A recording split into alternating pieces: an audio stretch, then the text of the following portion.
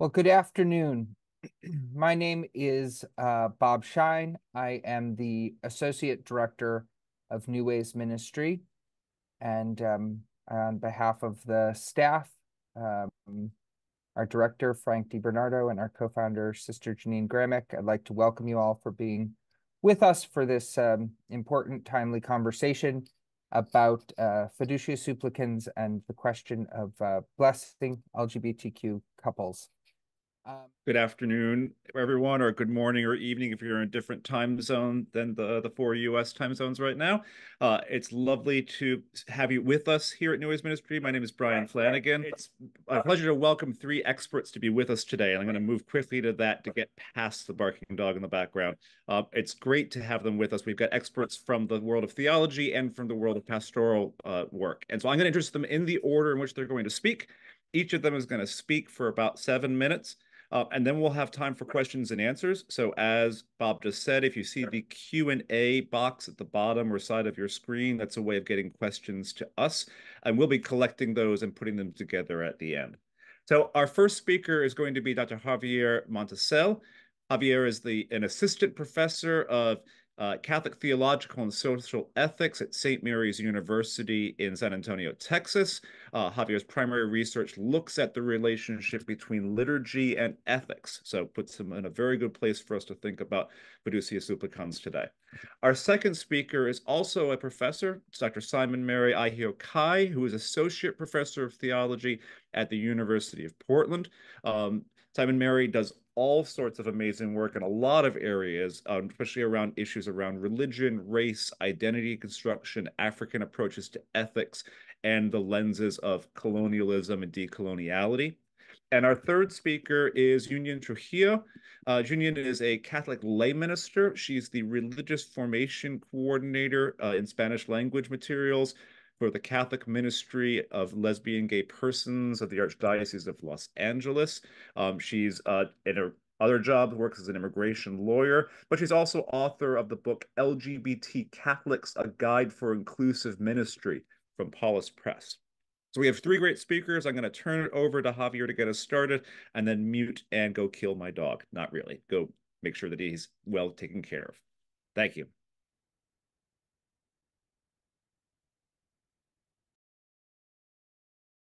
Good afternoon, everybody. And thank you to the New Ways Ministry folks for inviting me to be a part of this.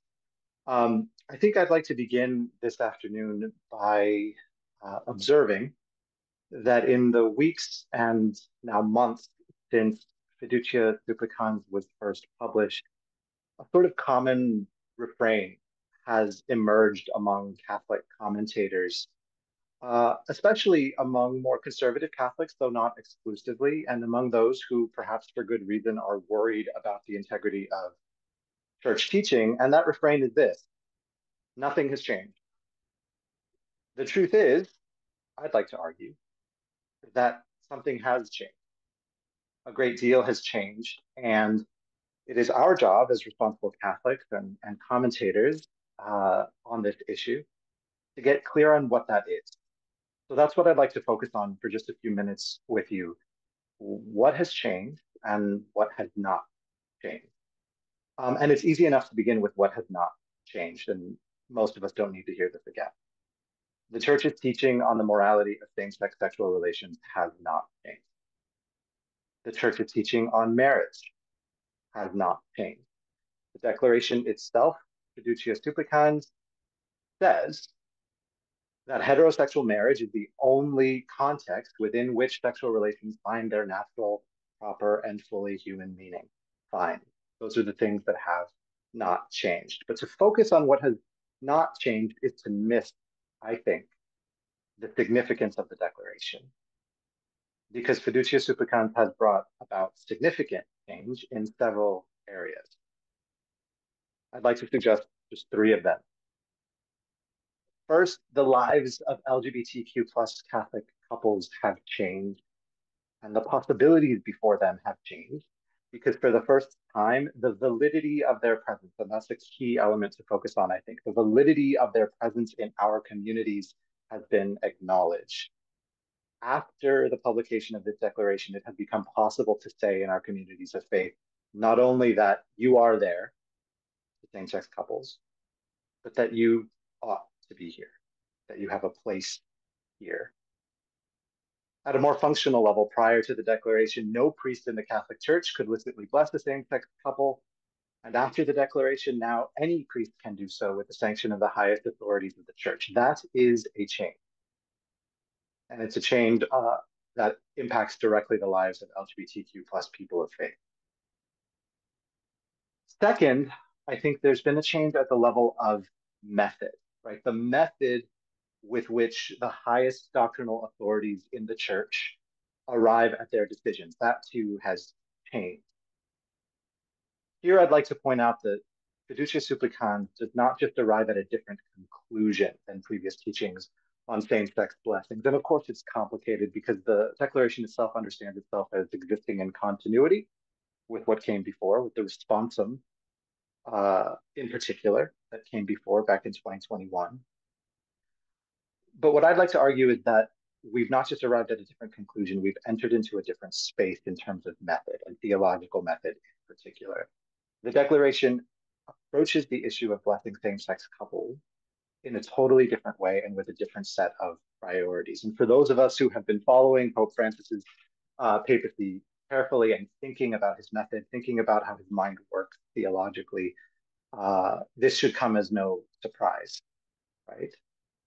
Given the choice to prioritize what it calls certain disciplinary or doctrinal schemes on the one hand, or a more pastoral approach on the other hand, Fiducia Supplicans chooses the latter. It is a pastoral document through and through. And what this means is that the teaching of the document meets people where they are. It emphasizes accompaniment. It chooses mercy over encounter.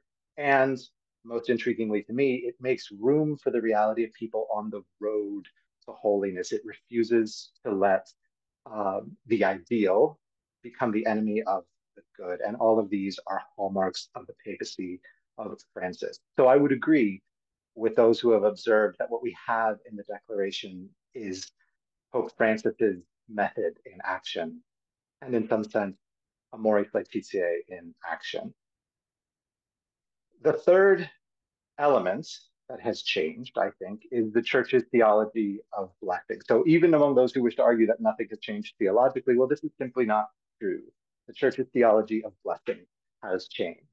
Fiducia Supplicans broadens this theology in order to endorse the possibility that blessings are appropriate with or without certain moral prerequisites. And that's what it all comes down to. Now, I have sort of opinions about the theology of Fiducia Supplicans and whether it works. I will level with those who have joined us tonight and with the panel. I think that the arguments that the declaration makes are a bit awkward. I think that they're perhaps a bit theologically misguided. Central, as some of you may know, is the distinction that the declaration makes between liturgical and spontaneous blessings, a distinction that is pastorally strategic. In some sense, it's pastorally brilliant. It relies a great deal on the intelligence and prudence of clerics, ministers, and the faithful. But in my opinion, it lacks theological precision. And so I do have a number of concerns about the document, acknowledging what has changed and how significant this is, and that this is a good thing, a step forward for the life of the church and for LGBTQ plus Catholics in particular. I worry, for instance, about the extent to which this creates a sort of liturgical second class into which LGBTQ plus folks and other folks in irregular situations are installed. And I worry whether this document has in fact overcome some of the theological problems that were present in the earlier teaching on this issue, the responsum of 2021, which, in my opinion, directly argued that LGBTQ plus relationships are ungraced. That needs to be undone. And I'm happy to discuss whether or not we've taken now a step in that direction with the declaration. Thanks. Thank you, Javier. Thank you for those 3 points and for that great starting point of both the gifts and the challenges of receiving this document itself. If we could move on to SimonMary Aikhiokai. Thank you very much, Javier, for that. I appreciate that a lot. I want to begin by situating that document within ecclesial historical consciousness, and then also offer a pneumatological response, and by unpacking the theology behind that document. There's the popular saying we all know, Cardinal Alfredo, what's his name? He was the prefect of the Congregation for Divine Faith and Worship, would say, Ottaviani would say that semper idem, the church is always the same. And there is a historical consciousness behind that type of statement, which seems to have held the church's imagination, in my own opinion, captive, which means that the church needs a type of stability, has become so comfortable with the type of stability that it has, in embracing that type of stability, has literally abandoned the pneumatological tongue, which is more of a church of renewal, which Vatican II called all of us to. And so the responses we are seeing to this document is really those who are opposed to it are coming from that historical consciousness that this is the familiar and the church needs to be stable. The back of Peter needs to be stable or else it will capsize. But we forget that the Spirit is the one who moves the back of Peter, and the back does not stand still. It has to renew itself or else it becomes stale. So that said, this document offers a pneumatological consciousness. And I'm very particular about the last paragraph of that document, where the Vatican, the Pope reminds us that the world is in need of blessings, and we shouldn't stifle that opportunity.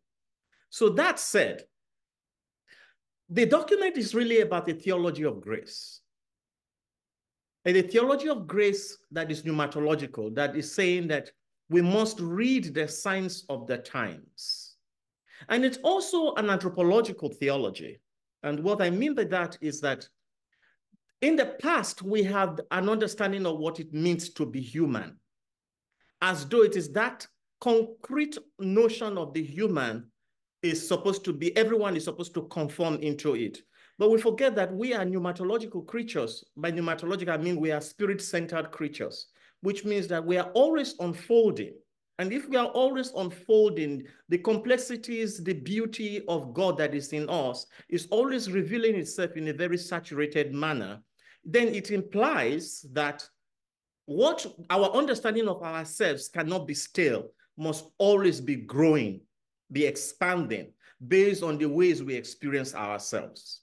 And I think it is from that locus that Pope Francis is really looking at a pathway of welcoming LGBTQ plus persons in their relationship.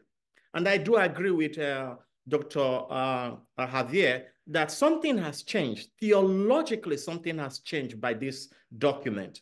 And I would say a seismic change has occurred, moving away from a very Constantinian notion of stability to more of a pneumatological embrace of reading the signs of the times, which is a very dynamic approach and theology of grace.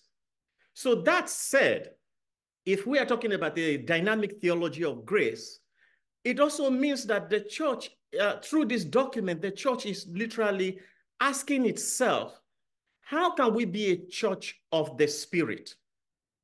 And how can the church mediate God's gift to God's creatures on earth? In the past, the church saw itself as the custodian of the reception of God's gift. But through this document, if we look at it through a pneumatological lens, the church is saying that we are not the custodians. It is the Spirit that is the custodian of God's grace. The church now serves as a medium of participating in this God's grace. And this is why it's quite revolutionary, because it forces the church now to look at notions of how it understands doctrine as unfolding, but not as something that has been established and cannot be engaged in a different nuance. And then also, there's the prophetic dimension to this document.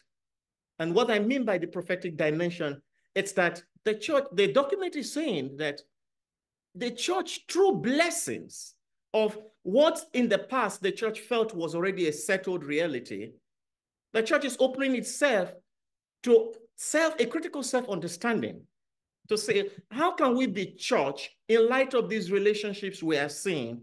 And how do these relationships, how does the Spirit speak to the church through these relationships? It's like Pope Francis is turning the conversation the other way around.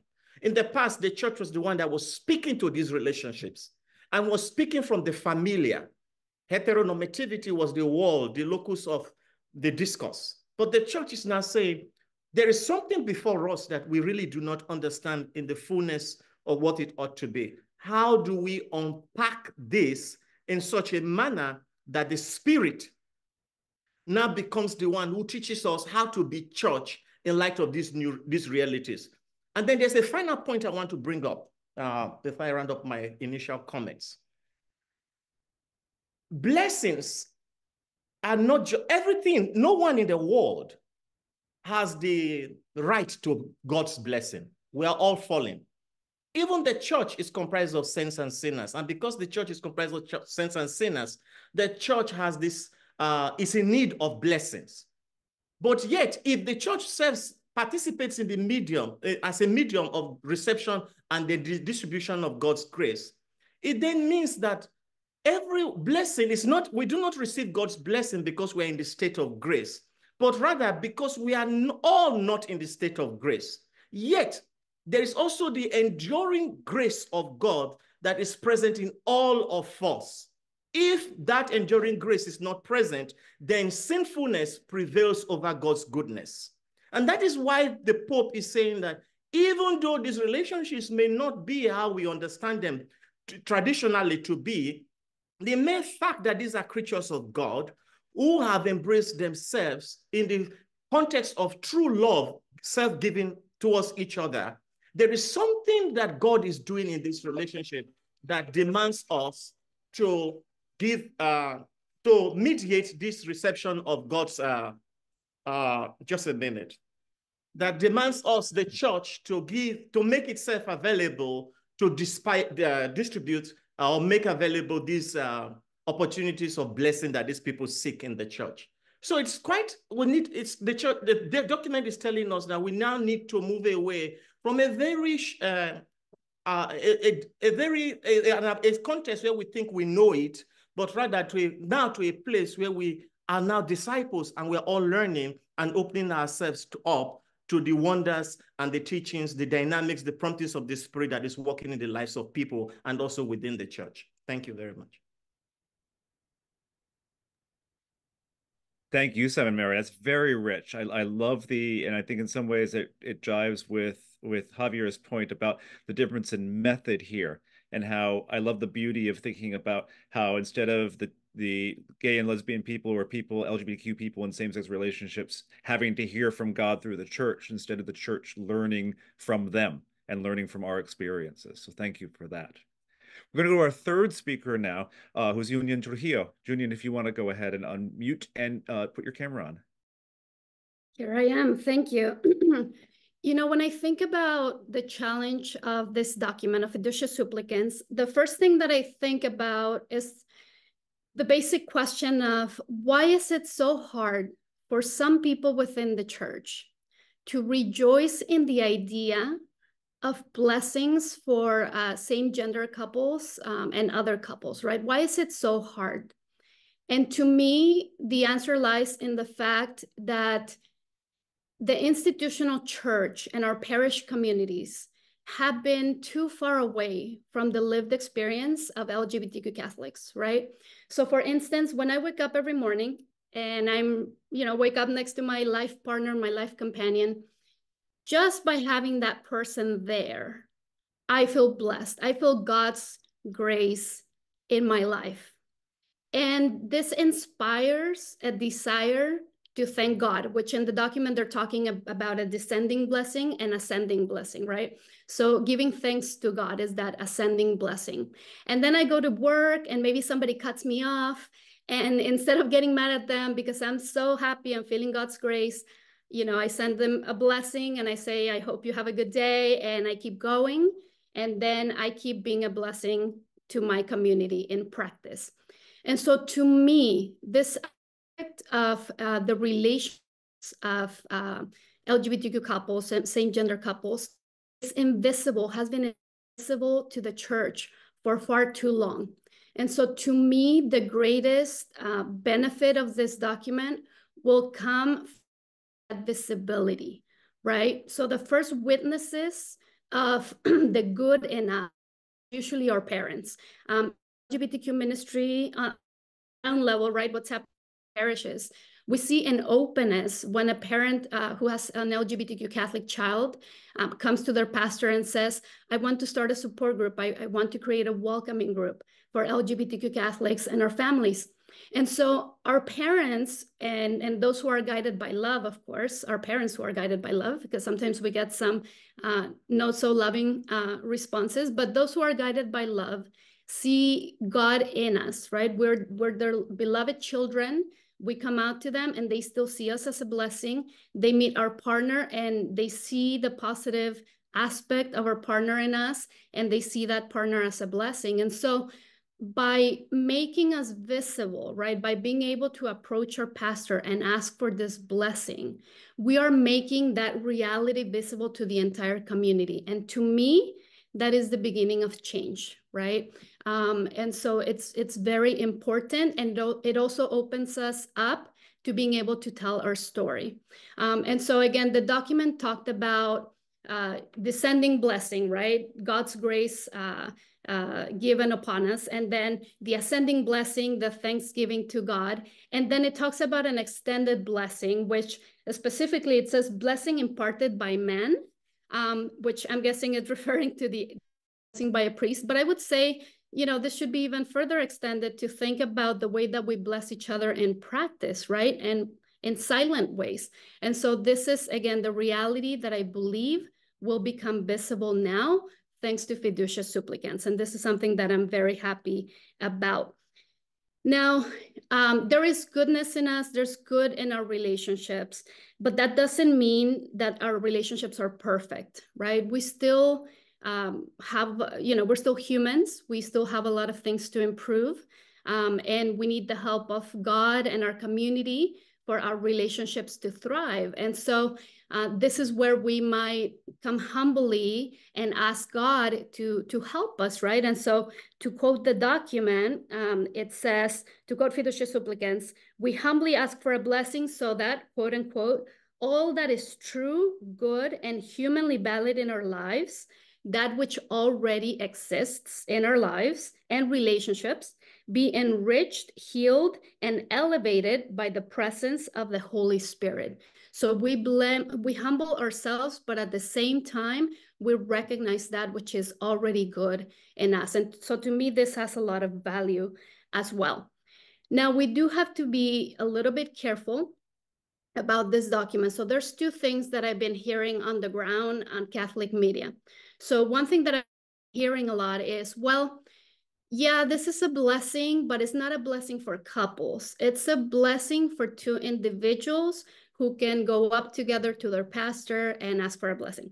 And so we have to be very clear that this is a blessing for couples. It is in black and white. If you read the document under Roman numeral 3, the title is Blessings of Couples in Irregular Relationships and Couples of the Same Sex. And so we will, that will be one of the challenges, just educating the community that yes, this is a blessing for couples. The other, and again, we already know it's not supposed to be a liturgical blessing, it has to be simple, etc., but it is still a blessing for couples. And so the other thing that I've been noticing on the ground and on social media, on TikTok, that people will say, well, yeah, it is a blessing, but it has to be followed by a call for conversion. And so they're basing this on, I believe it's paragraph 38, where it defines brief prayer might look like. And so it says, in a brief prayer preceding this spontaneous blessing, the ordained minister could ask that the individuals have peace, health, a spirit of patience, dialogue, and mutual assistance. Beautiful. And then followed by but also God's light and strength to be able to fulfill his will completely. So for some within the church who believe know God's will in our lives, in the lives of LGBTQ Catholics, you know, this would be a call for conversion. And so part of the challenge that we're going to have on the ground as educators, as ministers, will be to remind people that you have to read the entire document. And the entire document makes it very clear that this blessing is for everyone without precondition, without moral judgment, okay? And so this is gonna be another one of the challenging things, I believe.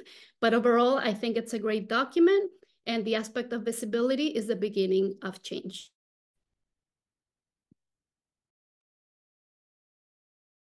Thank you, Yunuen, and thank you to all three of our panelists for such a rich start for our conversation. I want to remind everyone, or make sure people that came in, that if you use the Q&A feature at the bottom, you can put some of your questions there. I'm going to be bringing questions from people when they registered, as well as other questions in. So my first question, and I think we're going to open all of our windows so that we can see all of our panelists. And my first question is a broad question for all three of you. And it's rooted in some of the tension that Javier began with between what's changing and not changing. And the question that a couple of people asked in different ways is the question of, what do we do with the situation where the main church teaching on same sex, same gender, sexual activity is not changing, and even some of the language is not changing, and yet this blessing is possible, that ambiguity. One question asked it as, how do we not see the blessing, or do we see the blessing as, you're in a sinful relationship, and so we bless you to encourage you to grow in the truth and perhaps stop that relationship? That's different than where Yunuen just phrased it about how I love the idea of a blessing that would help me to live my marriage out better. But how do we not see this in the light of, we're blessing you so that you can stop doing what you're doing? Or what is there ambiguity there, and how do we address that ambiguity? And that's for anyone who wants to take a stab at that. Let me engage that question. Thanks very much for that, Brian. Salvation is not the monopoly of the church hierarchy to determine who is saved. It is God who saves. The church is also on that journey of salvation, and baptism brings all of us into that journey. So when couples come forward to the church and say, sanctify, bless us, which literally means sanctify us, and in our love, in our shared mutual love with each other, the blessing itself, yes, technically, theologically, sacramental, marriage is a sacramental moment. It's a sacrament, but blessing is sacramental itself. It also can mediate salvation for those who desire salvation. And so it is in that context that we have to look at this document. It's not, I love what Yunuen talked about. It's not about you are going to repent from your sins, but rather that this is something that is holy before God, that the church does not have a full grasp of. And so the church should come forward, the church should journey into the realm of enlightenment, to be enlightened by this stuff. But I also want to say this quickly. Doctrines are not static. We must remember this. I don't know how we got this wrong. Aquinas changed the whole conversation on theology.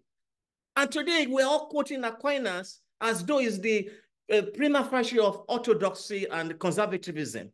He was not. He will wake up and slap all of us if he were to do that. So let us all do what Aquinas did for our times. Expand the boundaries. Think and let this fresh air of the Spirit come into the stuffy rooms that we find ourselves. Anyway, that's all I just want to say for now on that. Thank you, SimonMary. Can I jump in and just say here to Simon for pointing out this issue around development of doctrine? I think we've lost sight of what doctrine is, how it moves in history and how it develops. And I think a lot of the anxiety about this declaration and this moment in the church comes from that. To the original question that Brian articulated for us, I think what occurs to me is that there is danger in describing blessing as a kind of act of condescension when in fact, blessing is an act of celebration. Celebration of what? Celebration of grace. And there's technical, I mean, there's a whole tradition that this document is relying upon, and that we as theologians and the faithful rely upon whether we know it or not. So blessings are a kind of sacramental. And a sacramental is something that signifies grace and disposes us to receive it. So the idea there is that a blessing is appropriate in any circumstance where there is grace there to be celebrated and grace to be asked for. That's a very wide and kind of beautiful vision of the possibilities of our material world and our lives and our experiences, right? All of these things can signify and dispose us to grace, right? That's why we bless inanimate objects, right? It's why we bless people in all kinds of situations. It's why we bless spaces and so on. All the document is saying is that that is appropriate even in situations where certain moral prerequisites have not been achieved. All this is doing is giving permission to celebrate. Now, I am perhaps, and forgive me, Yunuen, if I'm misinterpreting you, I think I might be a little bit more cynical in my reading of this document on the question of whether it does, in fact, see the good in our relationships or see the grace in our relationships. And this is because the document deliberately places itself in continuity with the responsum from 2021, which came before, which in my reading simply said that same-sex relationships are ungrateful. Like there is not that, like in order for a blessing as a sacrament to work, there needs to be grace to celebrate, and there's no grace there, or grace to signify, and there's no grace there. The declaration of Fiducia Supplicans doesn't reverse that. What it does is it introduces a pastoral distinction between liturgical and spontaneous blessing, and essentially says spontaneous blessings don't have to hit that far, right? Spontaneous blessings, because they're not ritualized, which is an arbitrary theological distinction, I think, do not require the relationship in question to be in conformity with God, with the moral sort of order. And that's disappointing to me, right? Because it's just so, it would be so simple for the church to say that there is grace here, and there's also sin, because like we're all human. And that's the condition in which all of us find ourselves. But the document doesn't do that. The declaration rather doesn't do that. And that creates a little bit of concern in my heart and in my mind.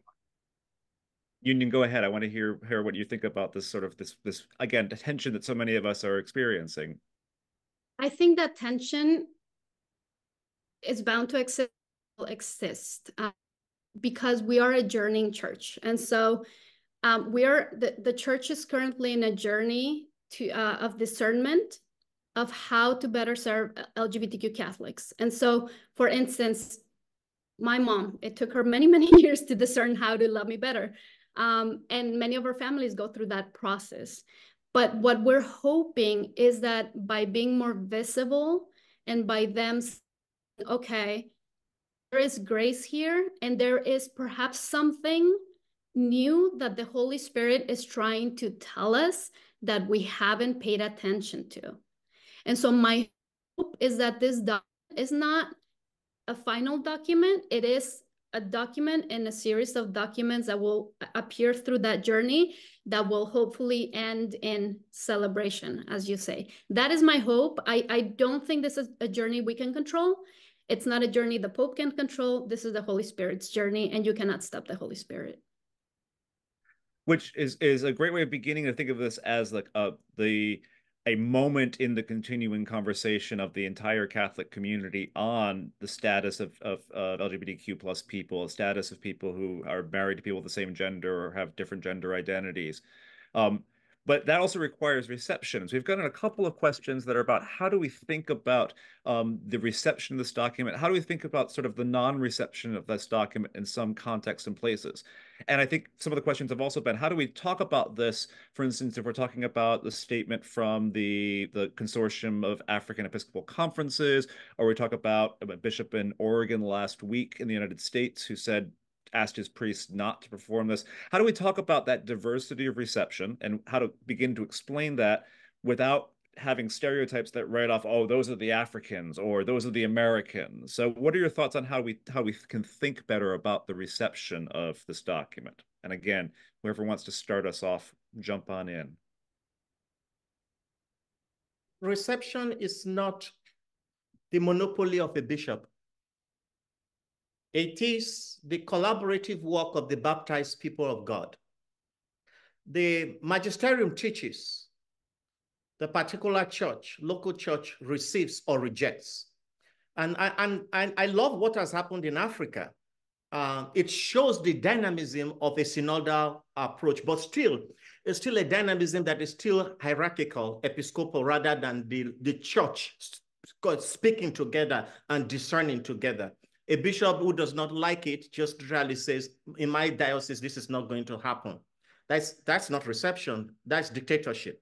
That is a trivialization of the baptismal responsibility the people of God have to each other. The koinonia of the churches is not only residing in the bishop, it's also residing in the baptized community. And the bishop participates in that fellowship of love and life that is within the local church. And then when he speaks with the local church, not dictating for the local church. This is where we all got it wrong. And so that said, in Africa, for example, some of the churches in Africa, the sub-Saharan churches apart from Southern Africa, literally the bishops, so many of the bishops, and then the Archbishop of Kinshasa, who is the head of SECAM, the Symposium of Episcopal Conference of Africa and Madagascar, literally went to Rome and spoke on behalf of the bishops and said, this is what we want. And that is very unhealthy. But I love what the North African and the Southern African Episcopal Conferences did.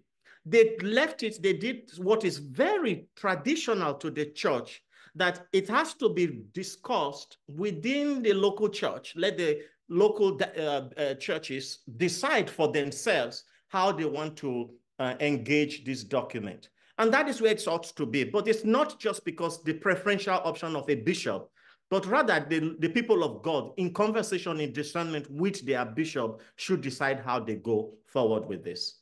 Theologians need to be in that conversation. Pastoral theologians have to be there also, and so on. And everyone needs to be a part of that conversation. Yeah. Thank you, SimonMary. I'll just second what Simon said about the extent to which reception is not just about bishops or clerics, it's about the people. I think, unfortunately, part of what we're discovering or rediscovering in the church today, and in the context of the synod in particular, is that we don't have a church that is structured in such a way as to make the faithful and their bishops sort of equal partners in conversation. It's just simply the case, right, that in most jurisdictions, right, bishops can just shut this down. I mean, that's part of the risk that Fiducia Supplicans takes when it kicks it into the territory of pastoral prudence, because arguably, right, a pastor, a minister from a position of prudence can say no, like, I won't practice this, right? I won't take this on board. And then the faithful are left asking and receiving no response. I mean, I think that's a challenge. I mean, we're figuring it out. We're trying to find our way forward through the synodal process. We're trying to rethink what power and authority and decision-making looks like in the church. And I'm very glad we're doing that work, because the kind of step that the DDF has taken in issuing a declaration like this requires a different way of being church. And I think part of the reason it's not working very well is because we've not yet found that way of being church. Thanks, Javier. Do you want to add something? Yeah, I like to also affirm what both said, which is, we focus too much on hierarchy. And so what is the response? And it kind of reminded me of a poem by Latin American poet Facundo Cabral. I'm going to try to translate it, but it says, for every bomb makes more noise than a caress. But for every bomb that destroys, there's millions of caresses that feed life. And so to me, for every person that says, we should oppose this, there's, 10 times as many people who are happy on the ground that this is happening. The difference is that those who have access to Catholic media for their voices to be amplified tend to 10 people, right, that are happy about it. And so I would say that the response positive than negative, even though what we might hear on most Catholic media might seem like it's not.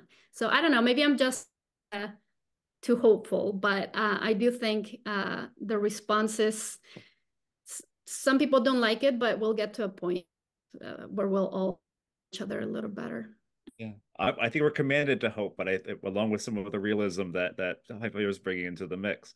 I want to go back to the ground, though, right? Because we've been talking a lot about, well, these sort of big worldwide church things. But we've also gotten a lot of questions that are much more practical and pastoral about how do you get one of these blessings? Who should you go to? Can they be repeated? What's the best way of doing this? What do you do if you're in a place where your bishop has said, please don't give out these blessings. So any thoughts on some of the pastoral life, how this is actually working out, either from your experience on the ground or as you're thinking about this from your expertise about what is this kind of ritual act? What is this kind of blessing?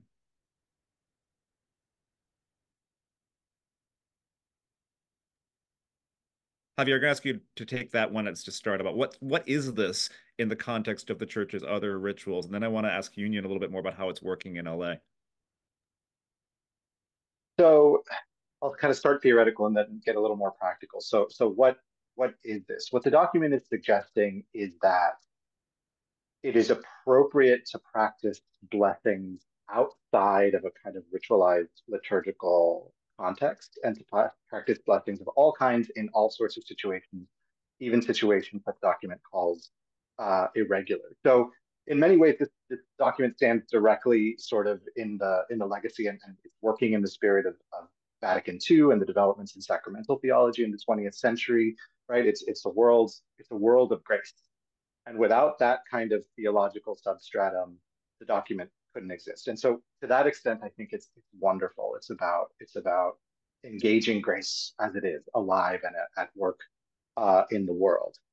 But that takes strategy for LGBTQ plus people, right? I mean, I think I'll sort of take a risk here and say that on behalf of LGBTQ plus Catholics, that to the extent that we've remained Catholic, we've gotten pretty good at strategy at knowing who to talk to and when, who to come out to and when. And this is going to require more strategy, right? Like who to ask blessings of and when and in what context. I think the sad thing is that many queer Catholic folks will find themselves in a situation where there's no one to turn to. And my reminder to them would be that even though the document itself is about allowing priests and ministers to say yes to a request for blessing, it's also just about our competency as the people of God to bless. Like I grew up in a Latino Catholic environment where like priests blessing things was just one very small part of a larger kind of landscape of blessing. Like my mother, my grandmother, like we blessed everything at any time. I think kind of reviving a little bit of that among ourselves as queer Catholics is part of the way forward in an unpredictable and sometimes still unfriendly environment. Thanks, Javier. Yunuen? So this is the part, the more complicated part, and this is the part where I can get cynical and think about all the times that I thought about leaving the church. The difficult part is, in the meantime, while there's all this messiness, there's a lot of people that are getting hurt. A lot of our parish spaces are emotionally toxic. And so if somebody goes up to a priest who has not started this journey of discernment on this topic, it can be very harmful. And so to me, the number one thing here is say, okay, if your priest is not in this journey of discernment, don't put yourself, in the line to get hurt, because we have to love ourselves before we love neighbor and God. And so, or at the same time. And so, look for a community that is more pastoral. And so a priest that is more pastoral to give you that blessing. And so I think it's a personal choice as well, because some of us decide to leave the church. Some of us decide to only stay in welcoming spaces. And some of us decide to stay in the other spaces where it's more challenging, but we think maybe we can, create change. And so it's a very personal decision as to, but I would say if you're in a position where you might get, don't let people hurt you, because that's not okay. And so this is where I would totally say that I'm worried about people getting hurt in the process. And in LA, things are going well. I mean, as I was mentioning the other day, Father James Martin was here for the LA Congress last week, and he gave a couple of blessings. Our Archbishop was witnessing the blessing. And, he continued on, he moved on with his life. And I think that's a good thing, right? And so sometimes as long as we're in a journey and open to seeing, those blessings, I think we'll get to a better point, but I just hope nobody gets hurt in the process. Mm-hmm, mm-hmm. I've got a couple of questions that have come in about how do we think of this in the context of education? How do we think about what either is happening or could or should be happening when we think about education in grade schools and high schools? How do we think about this in seminaries and with people who are training to be pastoral ministers? How do we think about this in education programs in parishes? So the question's about both what is happening, if you know of anything, but also what could or should be happening in other Catholic spaces to use this as an educational moment. I would say that a lot is happening. I'll speak from the context of Africa. I lead a major continental-wide research on LGBTQ plus realities in the continent, very interdisciplinary, but with a particular focus to articulate a pastoral theology for the church in Africa and to help accompany LGBTQ plus persons in the continent. Prior to colonial era, Africa was very queer in its realities and praxis and sense of identity. Colonialism wiped all that out. So it has to be strategic. We have to abandon as scholars when we are teaching, the church says, the church is not saying as in the past. The church is speaking as a continuum. And our voice and our reflection, our agency is part of that church speaking as a continuum. And so what is the church speaking?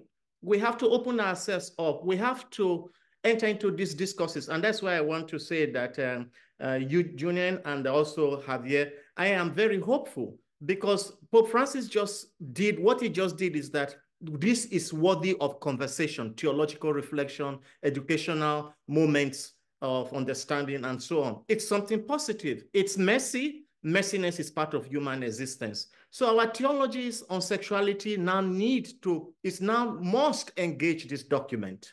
We can no longer be talking of sexuality through the lens of heteronormativity. And so we have to get it. That will also be interdisciplinary. Psychologists have to be part of this conversation. Cultural anthropologists have to be part of this conversation, and so on and so forth. So I think many things are going on. And I will end by saying this. The Pan-African Catholic Theology and Pastoral Network, PACPAN, which I'm also a member, it's the entire continent of Africa, theologians, pastoral workers, and so on. This is a document that they have been engaging with since it came out in December. It's been a very messy conversation amongst some of them are priests, religious, and so on. But that they are having this conversation is better than not having it at all. Something is happening and it is good, though it is messy, and what is beautiful is always messy.